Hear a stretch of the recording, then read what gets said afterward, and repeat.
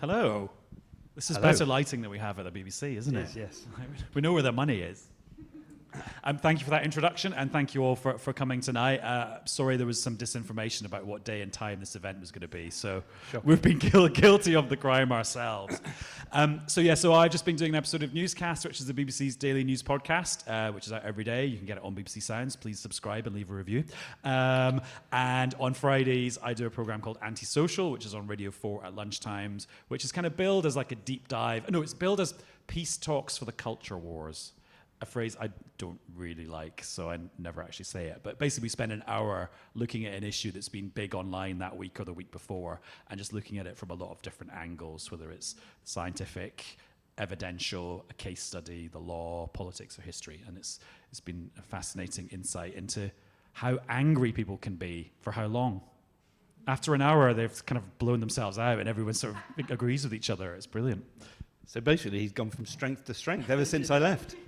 So, Chris, just give us your little LinkedIn then. So, since you left the BBC, what have you been doing, and like what's your mission now? Well, so I spent a year doing a variety of things. One of which, very interestingly, actually was looking into what the future of the university degree should be in the 21st century, which actually got me thinking quite a lot about bad information and how we educate people and the need for really good media literacy.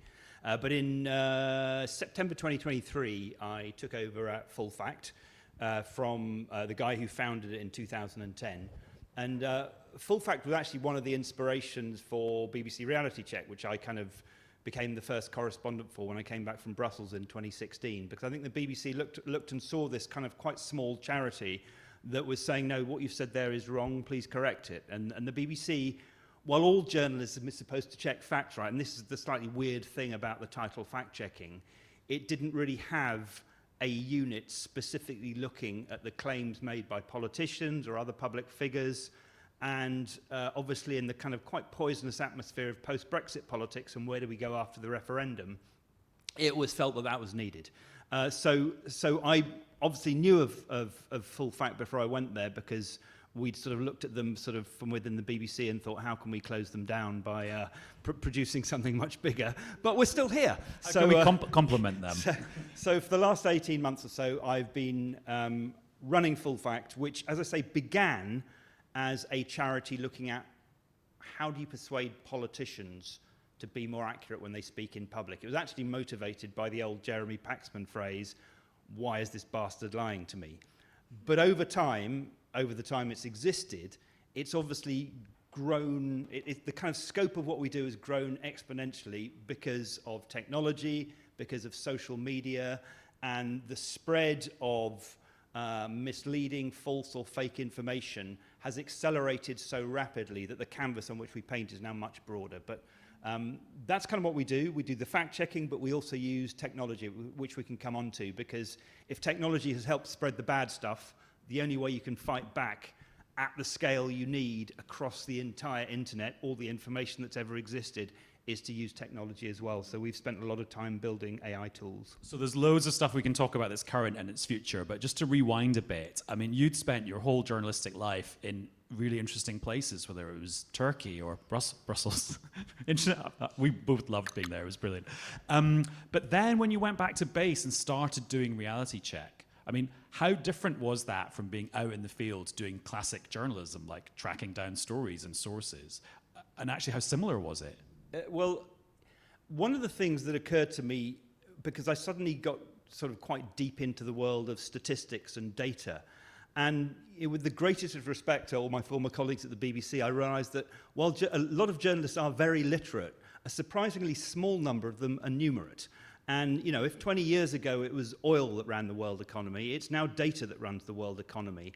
And I think all journalists need to have the ability and the confidence to look at a spreadsheet and understand what it means. So I think that was one of the big things. You know, when you're a foreign correspondent, it's about going somewhere, telling a story, talking to people, trying to take the audience with you, saying, here's what's happening right here, whereas this was a little bit more head buried in a spreadsheet. I know you're a fan of ring binders. It was that kind of, let's look at the data and let's try and work out what are the stories we can tell from that data. And you know, one of the things about fact-checking, I think one of its weaknesses when it started was it looked very specifically at single points of data. That's great. You know, this number should be 7%, not 5%. But I think it's now not enough, because many of the people who spread public misinformation are very good at telling stories. So you need to better fact-check narratives as well, which is a more difficult thing, but it is how people consume information for, going back generations. It's hardwired into our DNA. We learn through stories. So the people that care about good information need to understand how to tell stories and make stories more accurate. And I'm glad you talked about storytelling, because it took me a little while to realize how important that was. Because when you feel a bit self-righteous about the fact that you've got to the truth that has eluded other people, you think that should stand on its own 2 feet and that should be worth it. But no, it's got to be compelling. And what I say to our team on Newscast every day is, watching the news for a lot of people is completely optional now. And so if you're making a product that is, we used to say at the BBC, eat your greens, or like high fiber, if you're not making it compelling, then no one is going to listen to it or download it or watch it. So that whole kind of telling the story in a way that is vivid, just putting out some stats or some truth kind of just doesn't cut it, does it? It doesn't. And also just format. I mean, when fact-checking began, and for a long time, it was quite an earnest 800 words on a page. That's great, but if half the audience you're trying to reach is spending all their time going through short videos on TikTok, that's not going to cut it. And so you also need to be making short videos, have the confidence. And I think some people don't have the confidence to be able to tell a really, really short story. And it's actually sometimes easier to tell a long story. Making it really short and compelling but still accurate is really hard. Well, and also the reason I punched the air over there when Newsround was mentioned. Do you know what Newsround is? It's the news show for kids started by John Craven in the 1970s, and where I got my first job. And I'm so grateful that was my first job in journalism, because when you were writing for an 8 or a 9-year-old or a 10-year-old kid, and explaining to them what is happening in the war in Iraq, because that was my era, or the global financial crisis, you really need to know what you're talking about, because that is how you can then write in simple language that is appealing and understandable to an 8 or 9-year-old. And the sort of the guilty secret of quite a lot of journalism is that people are kind of winging it a lot of the time, and that's why jargon and not being precise and sort of alluding to things rather than actually being explicit, that's why that happens, is because people are not experts in the field that they're reporting on. Whereas Newsround taught me, to get to the truth, you need to use simple language, and to use simple language, you need to really know what you're talking about. Yeah, and there's a lot of rubbish on social media, as we know, but there's also a lot of great stuff on social media. And I think the people who communicate really well on social media are those who can say something compelling, hopefully vaguely accurate, maybe even entertaining, in not very many characters. And it's a real skill.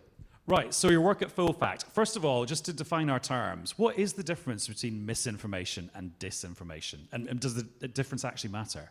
Well, it kind of matters. So the academic definition, if you like, is that misinformation is stuff which may be false or misleading, which is spread but not necessarily with deliberate intent.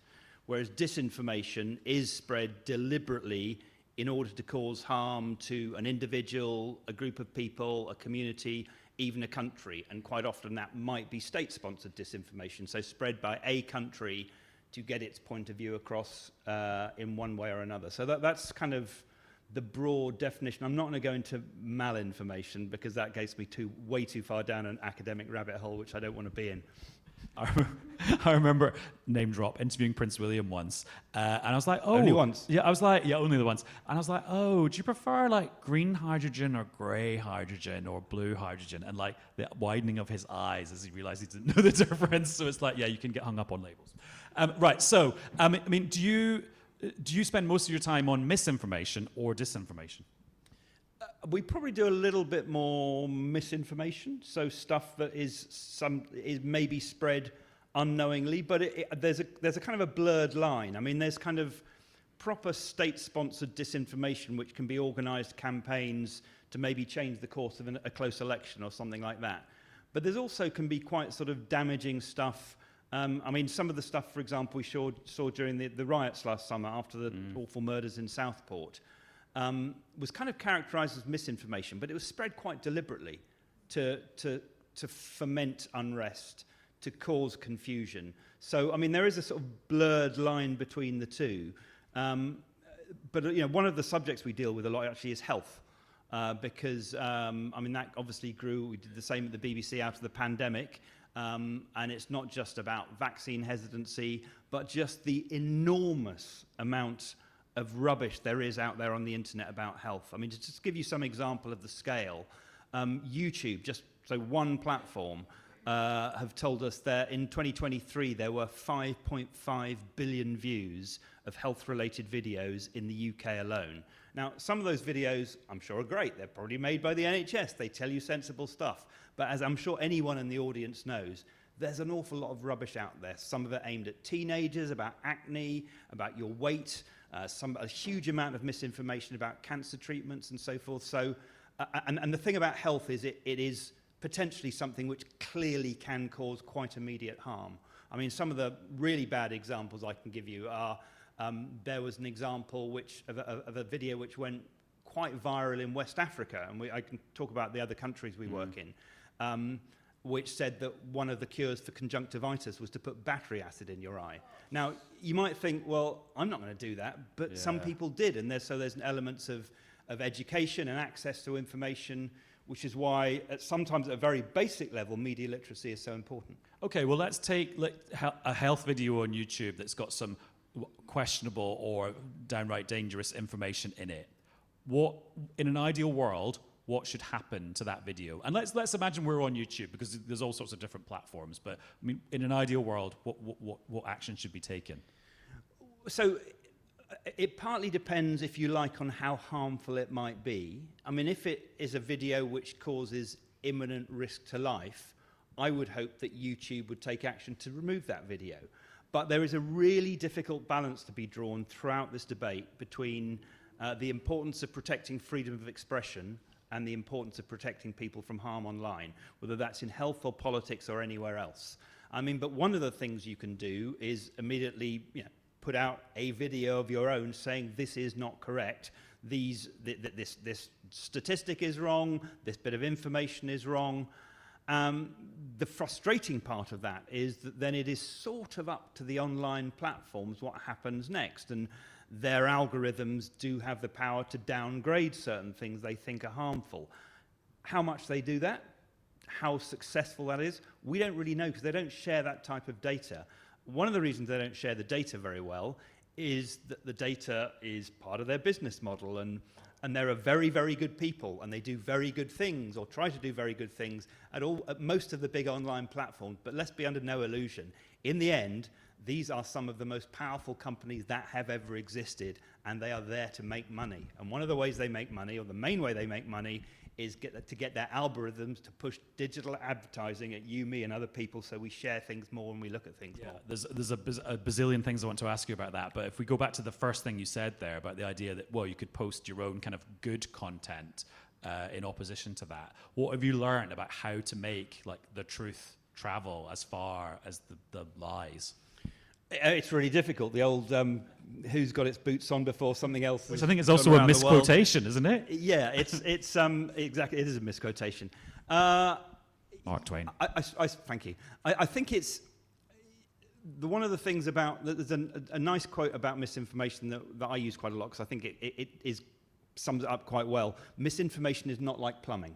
It's not a problem you fix. You don't just tweak this button and the misinformation stops. It's much more like crime. You're not going to solve it. It's something. It's like a social condition that you keep having to adjust to. So it is, if you like, a constant battle. And let's face it, at the moment, the bad guys are winning. And one of the things that needs, I think, happen quite urgently is, I would say this as an organisation in that space, but there needs to be more attention paid and more resources given to people who operate in that space. I mean, there's been a big debate about defence spending in this country over the last few months. It's going to increase, but defence is not just about bullets and tanks. It's about bots. It's about troll farms, and we're in a hybrid war. So, there is a danger that that misinformation and disinformation has become so pervasive then nobody believes anything anymore, and that's not a good place to end up. Oh, so you would encourage the government to use some of that 2.5% of GDP on defence spending going up to 2.7% to be spent on countering misinformation and disinformation? Yeah, because I mean, whether you think of state-sponsored disinformation, whether that might come from Russia or Iran or China, the three countries that probably send the most state-sponsored disinformation towards this country, or whether it's people trying to make money out of scams, yeah, it's harmful to society. So if you're talking about defence, I think we need to think of a slightly broader definition than what we might think of, which is people in hard hats. And of course, the government commissioned a defence review from very wise people like George Robertson, former Secretary General of NATO, and Fiona Hill, who famously testified against Donald Trump first time around. But we don't know what's in it because it's sat in someone's desk in Whitehall, and they're not gonna publish it. So to go back to our health video on YouTube, other approaches. Do you remember during the pandemic, lots of the social media companies would post links to like verifiable health information, so you could see your nonsense, but then there'd be a link to click on the truth. What do you think about that as a way of dealing with this, giving people a kind of another avenue, but an avenue they themselves have to go down? I think that can work. It's kind of nudging, a sort of a version of nudge economics, if you like. I mean, we have currently a financial relationship with Meta where we do fact checking on Meta platforms like Facebook and Instagram, which means they pay us per fact check that we do. And if we fact check something, which we find in a Facebook group, when somebody tries to share it, a kind of little box pops up which says, you know, this organization you may never have heard of called Full Fact thinks some of this is inaccurate and may in fact be harmful. Do you want to read what they've said before you share it? It doesn't prevent them sharing it. It's not, as J.D. Vance would have it, censoring anybody. But it's, from our perspective, it is adding more information to the debate. Additive, yeah. And so, and there is certainly evidence, again, we don't know the exact data because the platforms don't share it. There is evidence that putting that friction in the way does give a significant number of people pause and is a way to maybe allow them to access a different version of the information that they're about to share, some of which could be highly damaging. And you've got to be, again, really careful about this, because if it's political stuff, like, we're not trying to fact check opinions, right? But, you know, whether it be immigration, whether it be, you know, HS2, any subject which is politically contentious, of course we want people to have opposed opinions. Political debate should be based on that kind of genuine disagreement. But there's got to be a body of shared facts from which those opinions spring, because otherwise there is no debate. And we're seeing a little bit of that, let's face it, in the US at the moment, where the partisan divide appears to be so wide, they're not talking to each other at all anymore. Just as a little sidebar, and not to delve into your contractual relationship with Mark Zuckerberg, I mean, I notice you are wearing a hoodie though, so how does it work? How does it get flagged then? What are you actually getting your hands on? How does that work? So if we see information on Facebook, we will do a fact check and we will send it in to Meta, and then they will put a label on a piece of content if somebody tries to share it.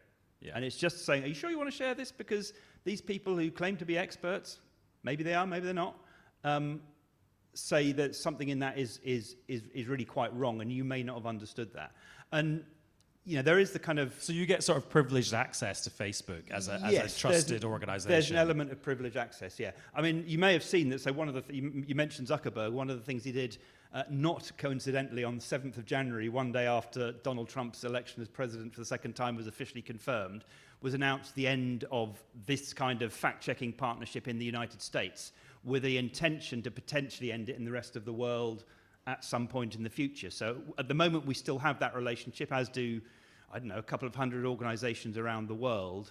It could come to an end at the end of this year. We don't know. At the moment, Meta is trialing, again, something we can talk about, community notes, which is in the US now, fact-checking on Meta platforms does not exist, but instead there is community notes along the lines of what is done on X, Elon Musk's platform. The problem with community notes is... That was going to be my next question, actually. Okay, so community notes definitely has a role to play, because it involves more people in trying to essentially give good information a bit of a leg up. The problem with it is that it works on something called the bridging algorithm. And what that algorithm does is set a level to which two people who have previously disagreed have to come to the same opinion. So it's essentially based on consensus. The trouble is they may come to the same opinion, but they're both wrong. Right. So it's not based on expertise or facts, it's based on reaching consensus. Right. So the idea is if we all agree, then we can publish it. Which is interesting because like consensus is a good thing, isn't it? But consensus actually, is a good thing, but it's how you reach the consensus. It also needs to be accurate. So and our position on community notes is it's not a substitute for the expertise which fact-checking can bring to the table, but it certainly has a role to play. So that bit of information you just gave me there about how community notes actually works, that was new news to me. How do you know that that's how that system works? How they've obviously had to be open about that, or was that information prized out of them? No, well, no. I think it is. If you look hard enough somewhere in the T's and C's, or somewhere on the Ask Us Anything page on X or on Meta, that information is there. But it is very important to understand that this is not the people who contribute to community notes may have genuine expertise. They may not. If they agree about something, it's more likely to get promoted. But for example, in the 72 hours before the US presidential election, I'm not going to give you a number because I can't remember the precise one, but there's a tiny number of the community notes that were suggested actually ever got published because consensus wasn't reached on them. Now, some of them might have been quite useful to people because they may have been very accurate, but that's not how the algorithm works. That's so interesting because I was quite sort of sympathetic to the idea of community notes because I bought into this idea that, okay, there's so much misinformation out there. There's no way individual people can tackle it all. So therefore, the best way for society to deal with it is for us to do it in a sort of like grassroots kind of way. Like you get everyone involved, and community notes seems like an everyone involved kind of way of fighting misinformation and getting to the truth. But it's so much more complicated than that. Well, I think you're right, but up to a point, if you like. And there's been some, obviously community notes has only been around for a relatively short time on X and a very, very short time on Meta platforms in the US. But one of the things that some early research has shown is that it's very good at kind of finding the obvious stuff, what I would call the kind of the slop. I mean, there's loads of stuff out there all the time about, click here and you'll get a free sandwich at Aldi. No, you actually won't. If you click here, you'll be taken to some website trying to get money from you. It's very good at finding that stuff because it's pretty easy to reach consensus saying this isn't true. But the complicated stuff about Israel, Palestine, about Russia and Ukraine, about stuff on which people hold strong opinions on the safety of vaccines. It's much more difficult to reach consensus on that, and so community notes has limitations in that respect. And just on a related note about algorithms, I go through phases of going on TikTok. I kind of do it once a quarter because you just get sucked in and it's so compelling and so entertaining. But my view of the TikTok algorithm is that it's a bit rubbish because I've just been skiing and so now I'm getting loads of skiing videos. It's like, guys, skiing season is over, all the snow is melted. I don't want to see skiing videos anymore. And so in my mind, the algorithm's still just a bit basic. But am I being really naive about how the algorithm actually works? Feel free to insult me all you want. No, I would never do that. It can be quite clunky. I mean, it is kind of based on, well, you looked at this, you might like this. And you bought a fridge, here's more adverts for fridges. Here's more adverts for fridges. It's all about essentially getting you to click on more stuff so you consume more digital advertising so the platform on which you're viewing makes more money. It's as simple as that. And so some of the ways the algorithms work are quite sophisticated, but I agree with you. One of the things that many people see is, I looked once to buy some shelves at IKEA. Now I'm getting shelf adverts every time I open my computer. So yeah. But the other thing to remember is that technology is, we're 10 years into 15 years into a 100 year information technology revolution. And the speed with which things are changing, we haven't even got into generative AI yet, is extraordinary. And the change we've seen over the last 10 years will be nothing like the change we're going to see in the next 10. So they're going to get better, and they're going to get more sophisticated in good and bad ways. Let's talk about AI, because again, my theory at the moment about AI is you can spot an AI image or video a mile off because it kind of looks AI-ish. But again, that's me being naive, because we're in like caveman AI era. We're not even in like Iron Age AI era yet, are we? Yeah, no, and there's kind of like, you know, here's, I don't know, Keir Starmer or Nigel Farage playing Minecraft during the election campaign. Probably not real, probably generated by AI. Some wise people did think it was but real, some naming people no did think it names. was real. You know, in audio, we think we've got to a place where it's almost impossible to tell if something has been artificially generated. So you might be able to tell that something is almost certainly misleading and fake, but if it's been generated by artificial intelligence, almost impossible to say. There was a, you know, during the election, if you recall, 6 months before the election, it was going to be the election in which AI destroyed democracy. It wasn't.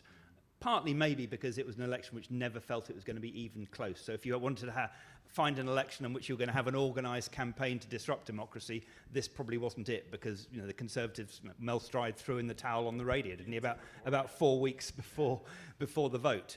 But there was a video, an audio emerged a couple of days before the election of Wes Streeting allegedly insulting some people on the street and saying he didn't care about Palestine. Now, in his constituency, the race, as you would know, was actually quite close. In the event, he won, but if a lot of people had believed that audio tape, maybe it could have swung things. And I think that's the sort of the danger in our democracy, is maybe not kind of AI altering the entire outcome in a first past the post race, unless it's really, really close. But at the next election, we are going to have probably hundreds of constituencies where you know, the votes could be really, really close, and that's where you don't need to do much to change results. But that audio recording of Wes Streeting, we're pretty sure it's not what he said, but was it generated by AI? Don't know. I mean, what should I do as the presenter of the UK's most downloaded daily news podcast when the next clip of Wes Streeting that's an AI clip comes out and my journalistic interest is piqued and I want to do it as a story? So what did you do with the last one? Or can you remember? Or have you I don't think we actually covered it, and this is a bit of a get out because it just never quite crossed the thresholds to be that day's news. Yeah. But I can imagine a situation where it will be that day's news, but then part of me will be like, this is a great story. The other part of me will be like, well, I'm going to fuel this this misinformation just by even reporting on it. But then the other part of me will then be thinking, well, that's kind of censoring the news for almost like political purposes if I don't touch it. So what advice would you give me and my team that day, the next time it happens? I think it's always a judgment call. I mean, and you're right, amplification is an issue. If you know, sometimes you might give far more oxygen to something which 4 people have watched or listened to, and then it's on the UK's most downloaded news podcast. That one, yeah. And then suddenly, so you're presenting it to a far greater audience, exactly what the people who made it intended in the first place.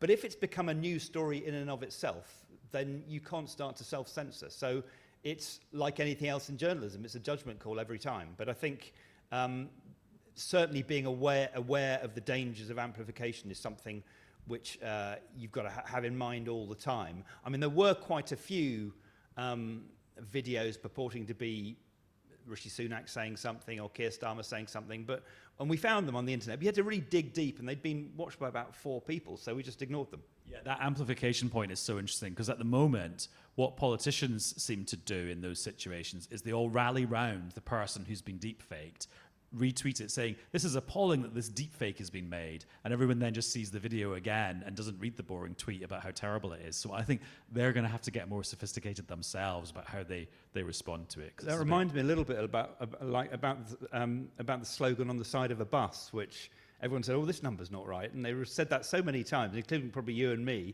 that it got far more publicity than it ever would have done before, and there was the backdrop for virtually every live shot on the 6 and 10 o'clock news for about 6 months.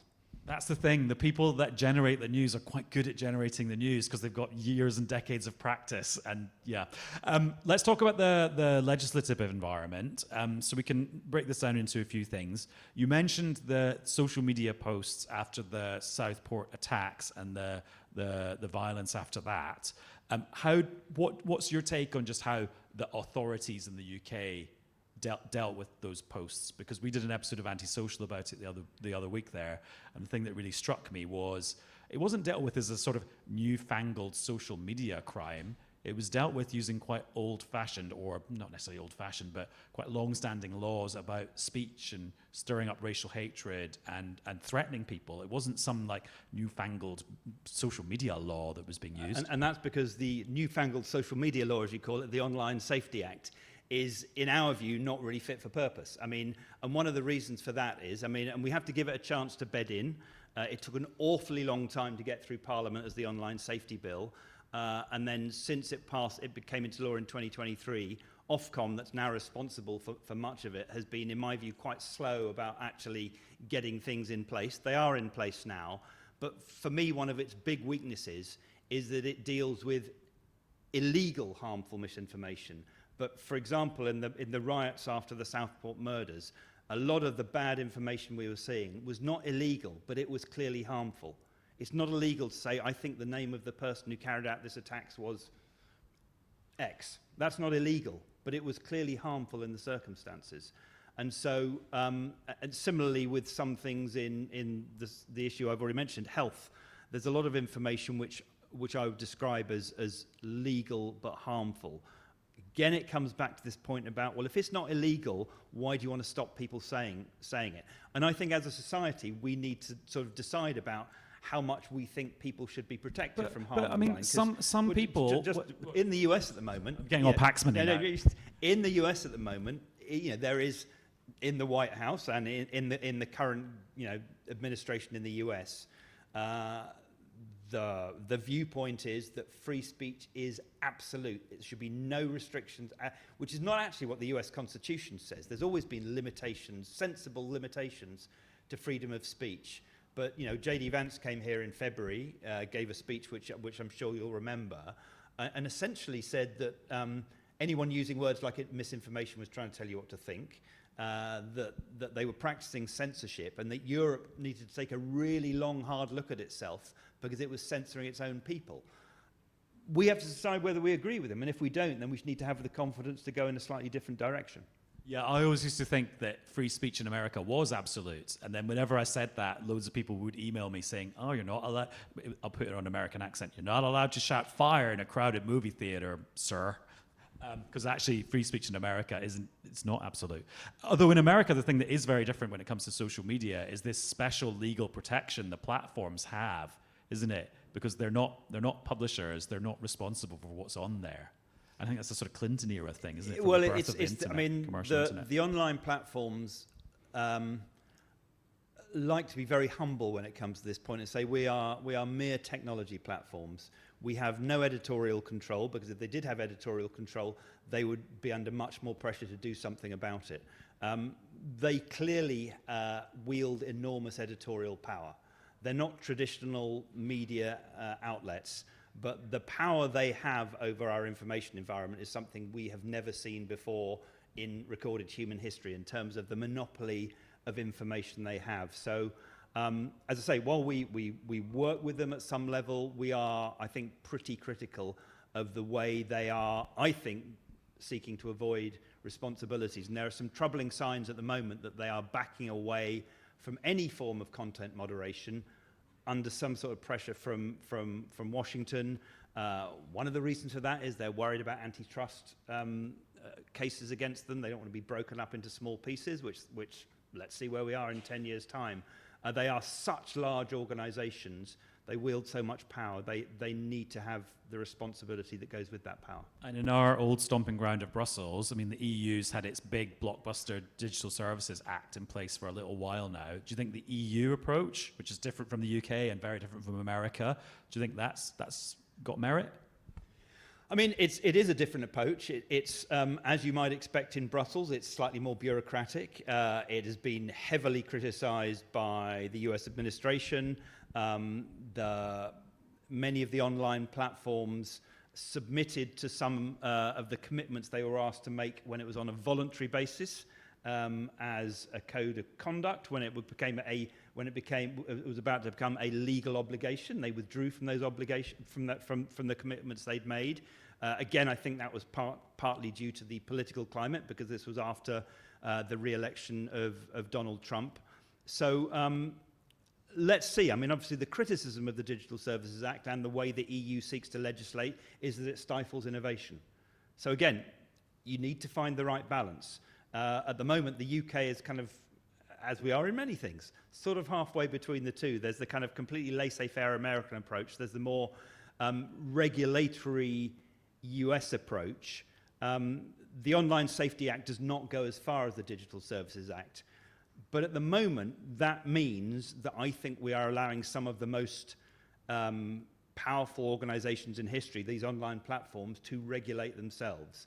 And we are outsourcing the decision about how we view our information environment to tech executives in California and to some extent in Beijing. And, you know, as I said, regulating information is a tough thing to do. If we are going to do it, I'd rather the people who are in control of that are our elected representatives rather than unelected tech executives. It'll be so interesting because Nick Clegg is about to emerge from hiding, isn't he, after his time in Meta, and he's got a book coming out in a couple of months' time, and it'll be so intriguing to see, well, if he goes there and like reveals anything, or whether he criticizes his old paymasters. And he wrote that very, very long op-ed in the Observer the other day there, which classic Nick Clegg, quite waffly, but there was a few little digs at the California tech companies there, which made me think maybe he's going to, maybe his NDA that he will have signed to get all his pay, yeah, or maybe isn't as strong as you might think. It'll be fascinating. Yes, that would be the same Nick Clegg who was singing the praise of fact-checking as late as November last year, and reverse ferreted quite dramatically by about February before he left Meta. But yeah, interesting to see what he comes up with, and an interesting character, obviously, because you know, he is pretty much the only person I can think of globally who has genuinely been at the top of a Western government and the very top of one of these incredibly powerful information organizations as well. Shall we open it up to questions from the audience? There is a roving microphone, as they say in the trade. Oh, great, good. I once did a careers event at my old college, which was about getting into journalism, and it was meant to be a room full of eager would-be journalists. And I said, any questions? No one put their hand up, and it lasted for another 2 hours. It got to the stage of, so, Christian Gurumurthy, what do you have for breakfast on a typical day? Right, at the front, ladies first. Oh, sorry, the microphone's all the way at the back. I'm making you now run all the way to the front. I can be loud. I think there's people listening on a live stream. Oh, are there? So I am really fascinated by what you say about free speech in America, because what I gather from reading the news is that free speech is okay as long as you're not criticizing Trump or being one of the news outlets, or even, wasn't it Mark Zuckerberg's, a book about Mark Zuckerberg he has had? Am I just being on the conspiracy spirit? You're both looking at me vacantly like she's just because I'm trying to think of an answer to the question. Chris? Because that doesn't seem very free to me. I mean, your question is free speech politicized? And in the US at the moment, I'd say yes, it is. I mean, and genuine free speech allows various people to have an opinion, which is why I find J.D. Vance's criticism of European notions of how we deal with free speech slightly surprising. Because the sort of things that my organisation is trying to do, for example, is add more information to debate. So it's more speech, not less speech. As I said earlier, I think the US has come to a place where it is, the partisan divide is so deeply entrenched that it is worrying for my notion of what democracy should look like. That's for the Americans to sort out. It's their country, but I think we need to be careful that if we decide to follow their lead in how we deal with free speech, we do that because we want to do that, not because we're trying to follow the lead and curry favour with the White House. I was doing Newsnight the other night there on Trump's 101st day in office. And so I went on the White House website and they had a thing going, 100 days of misinformation about President Trump's amazing golden era in America. And I went through it, and actually it was loads of examples of mainstream media where they had got things wrong about Donald Trump. And I went in going, oh, this is going to be a pack of lies. Oh yeah, the good guys got it wrong. Oh, they were also, MSNBC was wrong. Oh yeah, the New York Times was wrong. So it's like, you need to be right. You need to be right. And the other lesson I got from covering the American election last time round from a distance and then going to America is you just can't rely on the American media, because even the traditional media sees things through a particular filter, and it's quite a partisan filter. And so if you think that the New York Times is like reading the American version of the BBC News website, it is not, because it's a very different media ecosystem. And I'm not criticizing the newspapers and the TV channels in America for having a particular lens, but it's like you've got to remember that that's the deal in America when you're reading that stuff as a British person in Britain. Right, sir, with the tie, thanks for dressing up for us. Yeah, thank you. For regulation, how would that work though where the rubber meets the road, so to speak? I mean, you have like countries, for example, like India, right? When there was a documentary that was sort of embarrassing for the for its prime minister, they just requested it to be removed, right? And countries have that option with many platforms. Like you can just request content to be taken down. Is that something like that the UK government or governments should just, like, I don't know, be able to, some guy sitting in, I don't know, some regulatory body, be able to like look at a tweet and go, okay, remove this, or submit some kind of a model, like, you know, anything that that passes this algorithm should be not seen in the UK. I'm just wondering, like, because then you have to take responsibility for all the false positives, right? Sure. And that's politically tricky. It's really tricky, and my view and Full Fact's view is that removing content should be the very last resort, and certainly not for the political reason that the government doesn't like it. But so the lens with which we view that is harm, and if things are, you know, potentially could cause an immediate threat to life, that's the kind of information landscape in which you should be talking about removal. I mean, I know the case you're talking about in India, and it's interesting that a lot of governments are setting up fact-checking organisations. Don't need all these private companies doing it because we're going to do it ourselves. You know, I think the Indian government is thinking of doing that. Like the Ministry of Truth. Right. Well, Russia has just set up the Global Fact-Checking Network, which reminds me that, you know, the best human rights part of any constitution I've ever seen was the constitution of the Soviet Union. So you can write down whatever you like on paper, it's how you actually implement it in practice. So taking information off the internet should be as far as I'm concerned, the last resort. It's about giving people additional information so they can assess what they're reading, seeing or hearing properly, and allowing them to make decisions for themselves, and making sure that as societies, whether it be through education in schools or whether it be through lifelong learning, people have the critical thinking ability to deal with technology which is moving so quickly, and presenting information and delivering information to them in so many different ways. And also related to India, where obviously giant WhatsApp groups are a big thing, and a big thing about how Indian politics is done. What about a more sort of decentralized environment, like a WhatsApp group, and misinformation and disinformation there, which nobody outside the WhatsApp group even knows about, but there might be 1,000 people in the WhatsApp group who see it? I mean, it's a massive challenge. Yeah, exactly. Encrypted messaging apps, huge amount of misleading or false information being spread. We've in the past, we don't have it open at the moment, had a WhatsApp tip line. If you see stuff you think is damaging, harmful, let us know and we'll have a look at it. But it's something which again is another layer of the complexity, that it's fine to be able to look at things which are very public, like Facebook groups or like Instagram videos or TikTok. But there's a whole other world, and I mean, you mentioned WhatsApp. I mean, Telegram in particular has been used a lot to kind of foster state-sponsored disinformation. and it's really difficult to find. I mean, you almost need to wait for it to come out before you can even start to address it, and that's a problem,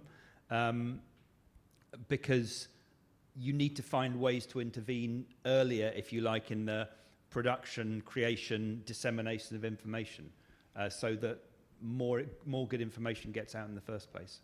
Let's have some questions at the back. Just right at the very back there. Hello, I'm glad you picked up there were a couple of things of interest. You talk about how do we get to young people, teaching kids about democracy. I run an initiative that goes into schools to talk to kids about media, information, democracy. And they're all desperate for information, to learn about how to navigate media and the world that we live in and information. How do we go in and educate kids? Channel 4 just put out this big bit of shock and awe research about kids aren't engaging with public service broadcasters. You're doing full fact checks on Facebook, which my kids go, that's for grandma, Instagram, and that's for you, mum. You know, they're not there, and they don't trust, because we talk to them, they don't trust mainstream media. They get all their information from social media, and they believe that they know how to navigate it because they've been there their entire lives. What do we do? How do we teach them? What can you as Full Fact do? Would you like to come to one of our lunches and talk to some of our kids? How do we tell them about this? Well, I'd love to come, yes, definitely. Is it a school lunch? Yeah. Is it treacle tart and custard? Okay, good. Yeah, no, we're very happy to talk about that afterwards. I think one of the things is we need to embed the idea of critical thinking in the education system much earlier. I mean, one of the things that is happening at the moment is there is a curriculum review.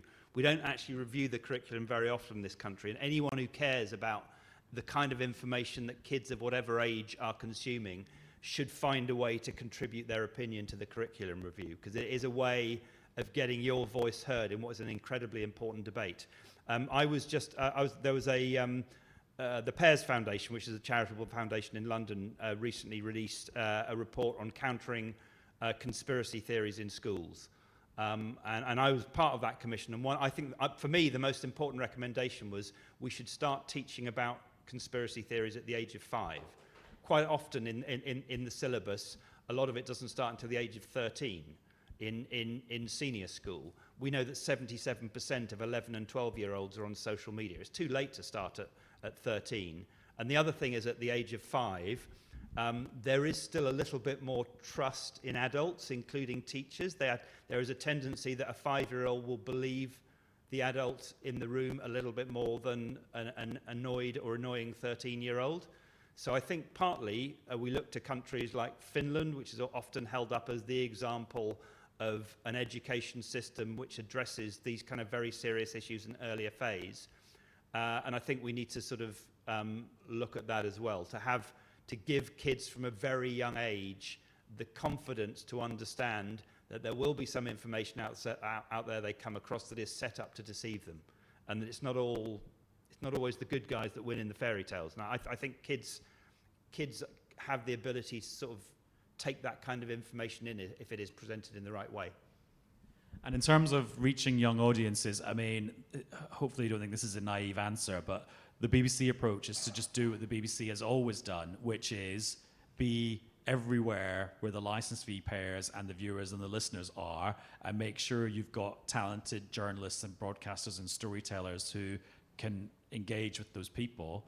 And just in this era means we've got to do that on so many more platforms, and maybe the model that me and Chris grew up with isn't appropriate for that group of people, so you've got to find another model. And we do spend a lot of time, and we agonize a lot, and we try out a lot of stuff to find the right combination of platform, story, and storyteller, so that we get to people. Yeah, because that's what you've got to do as the public service broadcaster, where everyone pays the license fee. And it's not just a whole noble fighting disinformation thing. It's intrinsic to like the whole idea of the BBC, which sort of helps, because it's like, well, yeah, it's in our DNA to just be getting to everyone where they are because they pay for us. Yeah, we've just taken on a video producer in her 20s. She makes the videos for TikTok and Instagram we put out. I do not.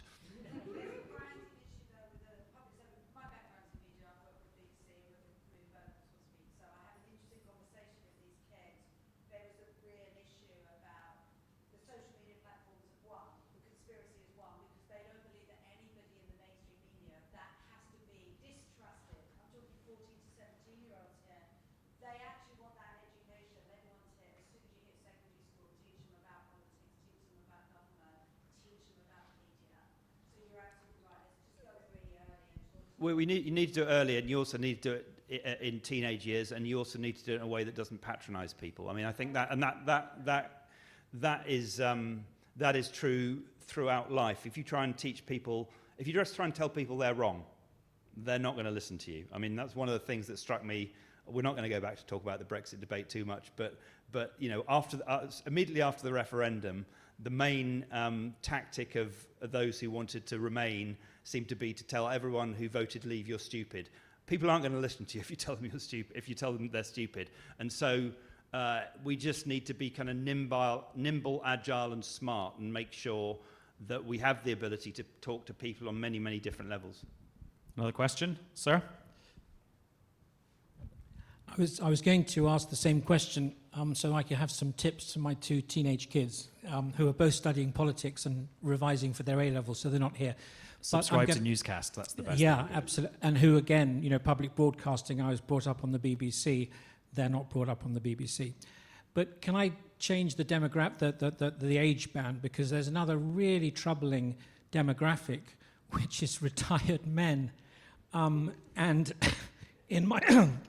In my wider, I don't want to say family, but I might say, let's just say my wider social circle, it's really terrifying how really intelligent, articulated men who are spending too much time on their laptops are just believing nonsense. And I don't mean that in a pejorative way. History was my degree, so I was interested in facts, you know, in order to push arguments. So I just wonder, you know, when I'm next having a conversation in that arena, who is it, or can I just say, why don't you check, you know, full fact? What are the creative pushes to say? I'd still like you to give 1 or 2 classic. This is what you should say to your kids on a granular level. I'd really like that, and they'd appreciate that. But there's also this other group of people they've got the time to look at screens, and it's really scary, actually. Yeah, I mean, it's interesting. When we did some sort of focus groups last summer about misinformation, what does it mean to people? And when we said to people, what does misinformation mean to you in your life? Almost everyone said as their first answer, oh, well, Uncle John or Auntie Betty got scammed by a bloke who called them up. Or, you know, so people falling for financial scams and people, if you like, going down, not even necessarily particularly deep rabbit holes, but small rabbit holes, and then struggling to get out of them. I mean, it's about, again, I think it comes back to the idea of making sure people have the critical thinking skills to assess the sources of the information they're consuming. Does this image really look like it's real? Could it be, and you don't necessarily have to have incredible technical skills to do things like a reverse image search. Anyone can do that really easily on pretty much any platform, to just look at an image and see what the history of that image is, where it's come from. And make sure that if you're going to share something or tell your friends about something, that you've got confidence that what you're telling them is vaguely accurate. And it's really difficult. I'm sure everyone in this room has probably occasionally just pressed, oh, forward, that looks funny, or that's outraged me. And we all probably just need to, it's almost like just pause for a second before you forward, or pause for a second before you share. And it's about giving people the confidence that even though the information system appears and the wheel seems to be spinning at extraordinary speeds, we can occasionally just take our time to get things right. Yeah, I don't know. I'm slightly worrying about the conversation in the pub with like the 70-year-old relative where I'm saying, you've got to learn how to do reverse image search. It's not that hard. No, I know, but it's not. Yeah, I don't know. Well, I can see why. Yeah. No, I think. 20 years ago, they may have said, "How do I press the buttons on this thing where money comes out of this hole in the wall?" And true. People got the hang of it. I think the heartening thing is that people are talking about conversations there, because as soon as you're engaging, aren't you? It's the people who don't even engage that's the problem, isn't it? And the other problem is that again, I come back to algorithms.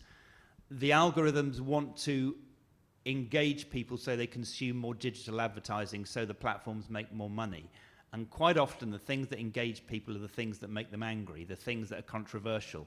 And the things that make people angry are often misleading or often downright wrong. But that's the things which the algorithms don't really care whether the information is good or bad, right or wrong. The algorithm cares whether more people are going to consume it if they put it forward. Should we have 2 last quick fire questions? Oh, everyone's got a question. Over there, madam, in the zigzaggy top. That's why I'm not going to do question time. The zigzaggy top. Yeah. Thank you. I was just thinking a lot about the fact that, even when people do have facts on social media, when you have that information, I think social media is increasingly becoming this space where people kind of see it and they don't care, is what I've noticed. So people might use it as a space to make quips or jokes or just simply brush it off. And I suppose, how do you see the role of, I guess, fact-checking organizations, but also just like charities, the third sector? How can they kind of combat that issue and help make the truth go further? So one thing, I mean, you mentioned sort of quips and stuff, is, a huge amount of AI-generated rubbish is essentially satire. It may be fun or it may not, but it's meant to be. And one of the things, we do not fact-check satire, that's for certain. And so, is it satire or is it sabotage? Is this deliberately trying to harm people, or is it just a joke? I mean, there were plenty of kind of, not that funny, but kind of AI-generated jokes and memes during the election. So you've got to, but there's a grey area where they kind of, where something that somebody might think is funny might do real harm to other people. So that's difficult. But if we went down the road of trying to fact-check satire, we would end up with an enormous amount of egg on our face. So it's a difficult balance to get right, but you've got to be aware that there's some stuff out there that we just leave well alone. To your point about people go on the internet to just have a laugh and in entertainment, it goes back to the thing I said at the start about nowadays when you're making a news program, it's got to be appealing and it's got to be appetizing.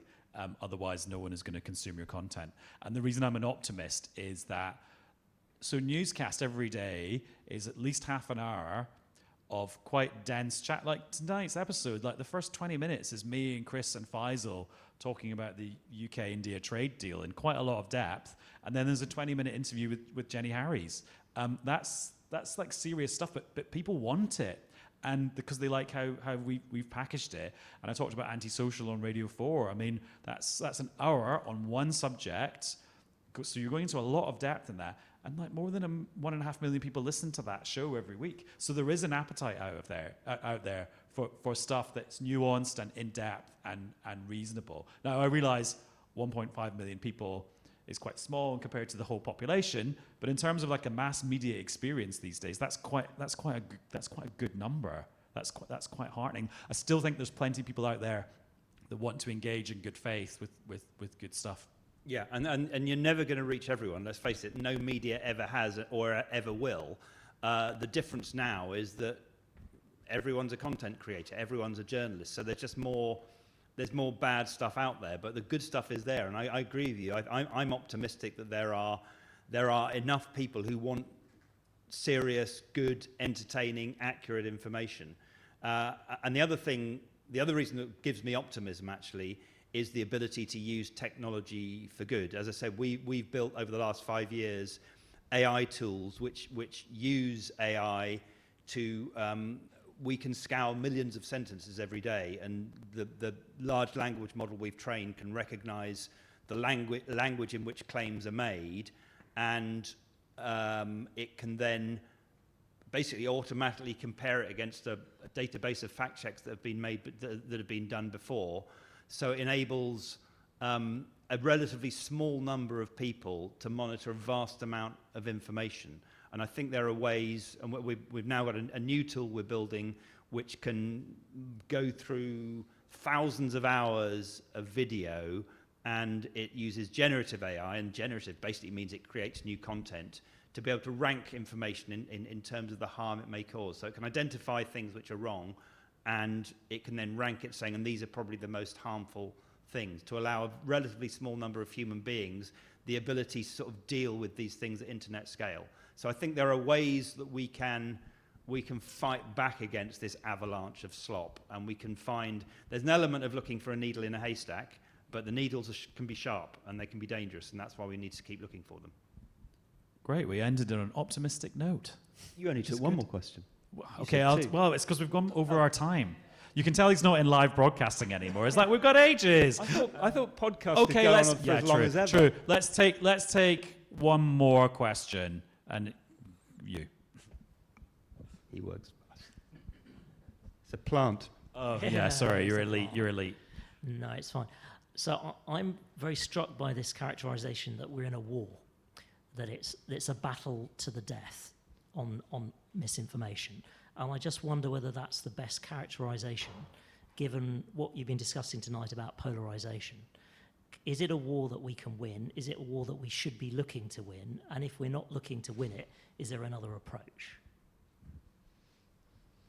Well, if you remember at the start of this session, I said I don't call my program about the culture wars. So I know what you mean about the metaphor. That's why I prefer the kind of more grassroots thing about it's on everyone to be engaged and informed, and it's on us to help people process the information themselves. And that's quite a long way from it being a war where it's like there's goodies and baddies. That's more like the COVID pandemic, where everyone has to look out for each other, and actually the way you beat the pandemic is by everyone kind of engaging with each other properly, as opposed to the war on the virus. I think there are elements of certainly state-sponsored disinformation which are a form of warfare. Yeah, it's kind of warfare by other means. And we may think, oh, that's not a nice word to use. Let's use something a bit softer and more cuddly. In the meantime, the people who seek to do us harm are going to continue throwing bad information our way and potentially disrupting our society. So I guess my argument would be that it's not, you don't only do that with guns and planes. You can undermine societies in other ways. And I think we are, as I say, in the early years of a potentially quite long information revolution, whereby people will have the ability to undermine our societies if we're not prepared to fight back. And so, yeah, martial metaphors can get in the way of a good conversation, but sometimes they are appropriate. How many more questions would you like, Maestro? So that's enough. Thanks. Okay, thank you very much. Oh, go ahead. You've put your hand up very enthusiastically. We'll have one last one in a last-minute plot twist. No, he's definitely the last one. Sorry. Thank you. Can it be a long question? How long? You'll find out. So my question is kind of about amplification, AI, and pre-bunking as well.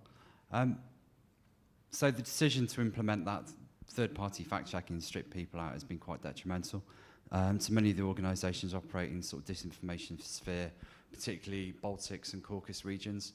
And some of those groups, I'm thinking particularly of Delphi in Lithuania, put out some really, really good content in great forms that is used to educate people. With regards to Gen AI, if I can put out sentiment analysis and analyse tweets and use a bot farm to recirculate disinformation, then is that a way for them to get around the community notes? So they're essentially marking their own homework anyway, but if I can amplify disinformation using a bot farm by picking up false sentiment and reinforcing it, then that can't be checked, so yeah, they're just marking their own homework. It's easy to talk about media literacy amongst the group of people who are media literate. And if you were to work for Newsround, for example, how would you make that pre-bunking effort? That was a multi-part question, especially when I was like, can we keep it short and get it to the end? Okay, the good thing is I can cherry pick my answers. I think, there's loads of things there I'm actually not qualified to talk about. I can't even talk about Newsround now because I'm not working on it. I think that whole thing about bots and amplifying things is that if the sentiment, in my experience, if the sentiment, people can sense when something is being promoted inorganically. And so I just think, I don't feel like we've seen a massive kind of like bot promoted thing that has really taken hold. That's just my experience of it. That seems like a theoretical risk, or a risk that maybe has played out in other places. But I don't feel there's been something here where our discourse has been swamped by something that's just not a real thing that's been promoted artificially. I just don't feel that it's happened yet here. I'm going to pick up on a different point, which is just briefly, you mentioned Lithuania and the difficulty that some organisations around the world are having. I think it's a massive issue that independent media in some really difficult places, and we work with organisations in the Middle East and Africa, in places like Yemen and South Sudan, where often a fact-checking or independent media organisation is one or two people with a mobile phone. But a lot of them have been hugely dependent, either directly or indirectly, on American money, either via USAID or more National Endowment for Democracy. It's all gone. It went with the stroke of a pen. And that's billions of dollars in aid for independent media around the world, including for fact-checking, which is not coming back. The idea that, in 2 years' time, the Democrats no one's going to put $13 billion worth of aid back into a budget ever.